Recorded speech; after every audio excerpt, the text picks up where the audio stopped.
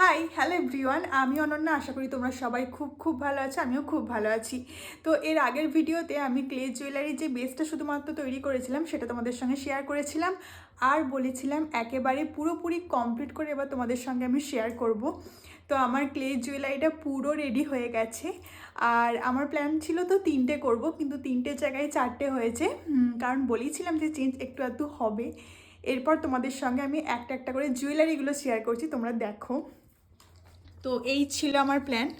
প্রথমে ছিল কিন্তু এই তোমার বিনাটা, তার সঙ্গে দুটো ছোট্ট ছোট্ট বিনা। তো এটা আমি চোকারের ওপর রাখিনি, বিনাটা আমার ঠিক আমি এরকম কিছুটা রেখেছি, হাতটা আমি গলার ওপর জাস্ট লম্বা এরকম একটা রেখেছি, কারণ চোকার টাইপের করলে একটু বাজে দেখতে লাগছে। আর কানেরটা পার্পল কালারের ওপরে দুটো ছোট্ট ছোট্ট বিনা।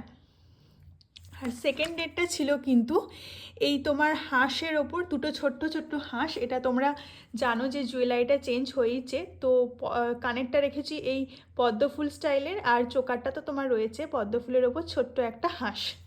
তৃতীয় নম্বরটা হচ্ছে এই বইয়ের ওপর হাঁসটা, যেটা আমার একটু কনফিউশন হচ্ছিলো আর বাজেও লাগছিলো বইয়ের ওপর হাঁসটা। তো এটার ফাইনাল হচ্ছে এইটা, এই যে বইটা, তার সঙ্গে ছোট্ট একটা লকেট, গোল্ডেন কালারের লকেট আমি অ্যাড করেছি। আর কানেরে রয়েছে দুটো ছোট্ট ছোট্ট বই। আর একটা জুয়েলারি এক্সট্রা হয়েছে, কারণ বইয়ের যে হাঁসটা সেটা আমি করেছিলাম, সেটা আমি আর বইয়ে দিতে পারিনি।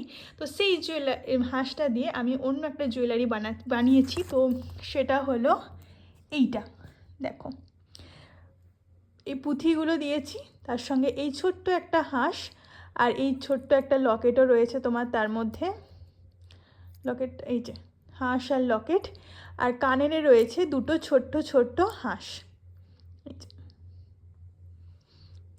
তো এই 4টে ক্লে জুয়েলারি তোমাদের কেমন লাগলো অবশ্যই জানিও, আর কোন ক্লে জুয়েলারি তোমাদের সব থেকে পছন্দের সেটাও কিন্তু জানিও। বাই।